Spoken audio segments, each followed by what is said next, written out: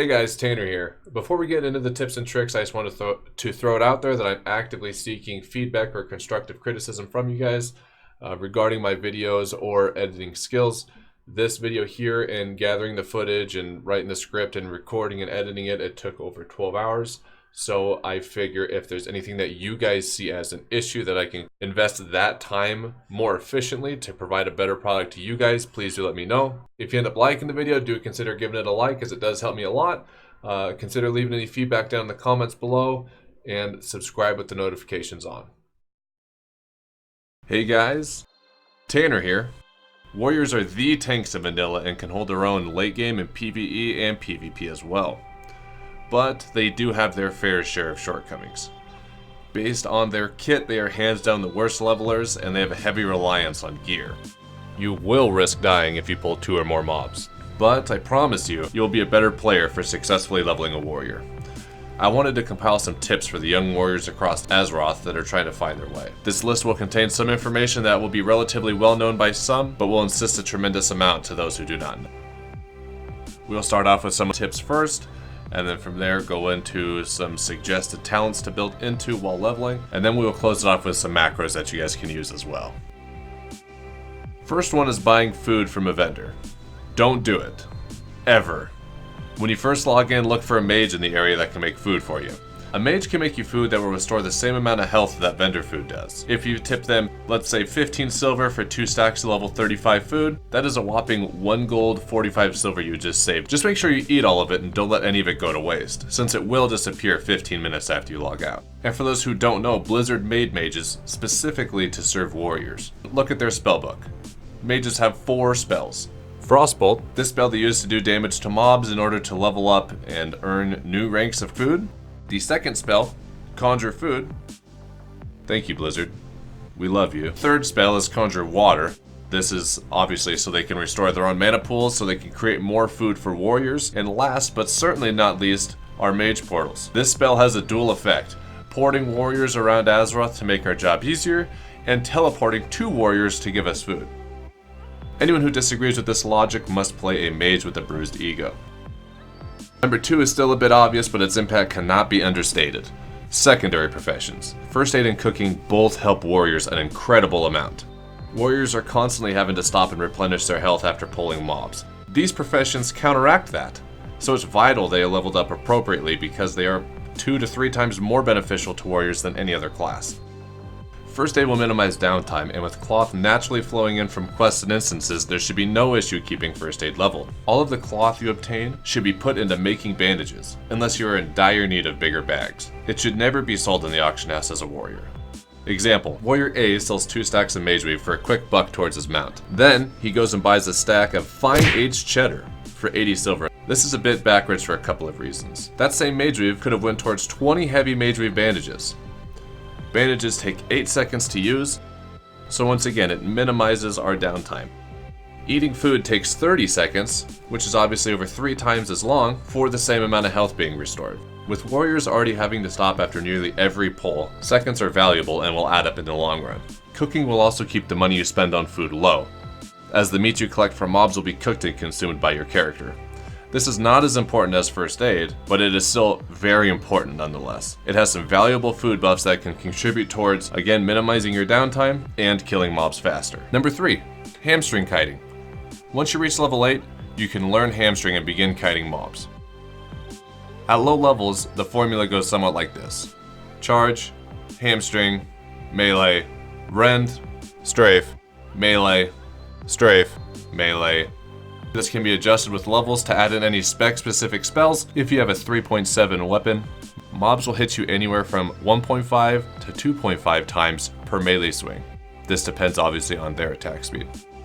When you are successfully kiting, it should be closer to a 1 melee swing received to 1 melee swing dealt ratio.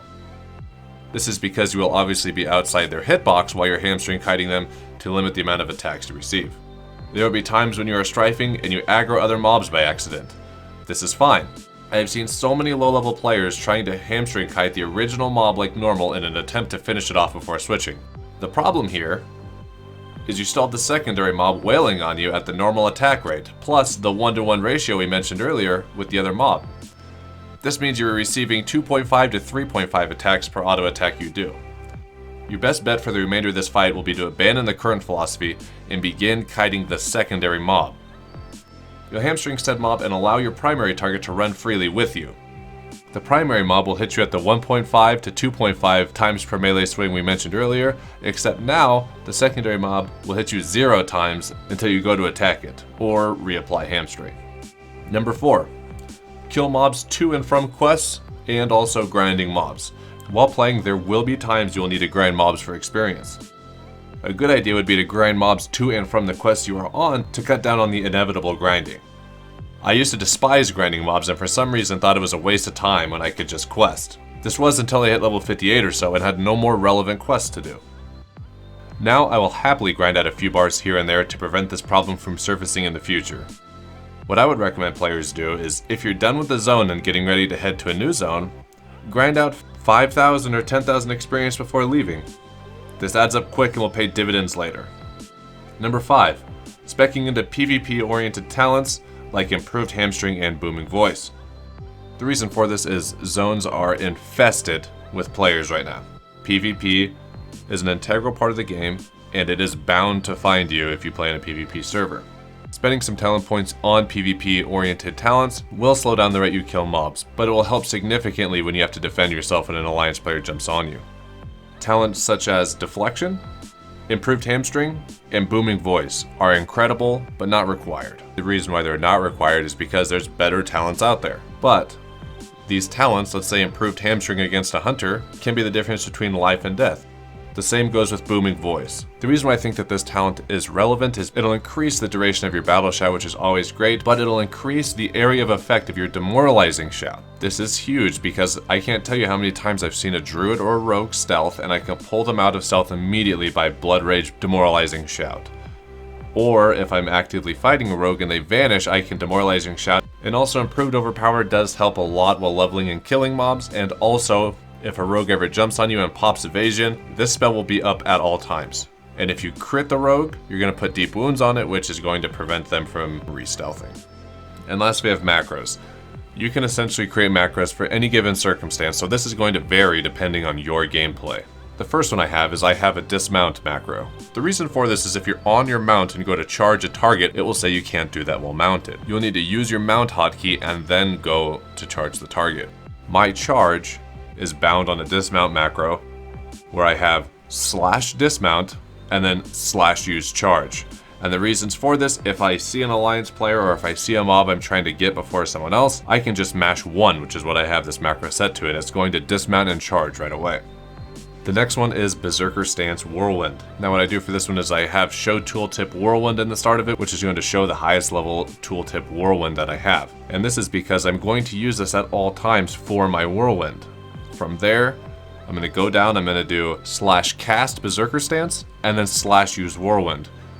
Me personally, I have this on G, and how I see this in my mind is twofold. One, if I ever need to switch to Berserker Stance to intercept, I can press G, and it's going to put me in there. And 2, if I ever want a Whirlwind, I can just press G. The next one is Battle Stance. For this one, I have it tied to Overpower. It's the same. I show Tooltip Overpower. That's going to display the highest level of Overpower that I have. And then type /cast Battle Stance /use Overpower. Once again, this is twofold. I can press 5, which I have it bound to cast Overpower or to go to Battle Stance. And the last stance, Defensive Stance, I have as show Tooltip Sunder Armor /cast Defensive Stance /use Sunder Armor. And this is so I can Sunder Armor quickly and also get back into defensive stance. Since I'm prot and I go between battle stance and defensive stance for charging and different things, I have both stances set on 5. When I'm done tanking something, I press 5 to put me in battle stance, and then after I charge in, I press 5 to put me in defensive stance. And that's just what works for me. You can adjust these macros as you see fit. You can put any tooltip that you want in there. You can show the stance tooltip, you can show a different spell if that's what you want to tie it in with, but this formula should be basically something to build off of to create your own macros. Hope you guys learned a lot from this, and I'll see you in Azeroth.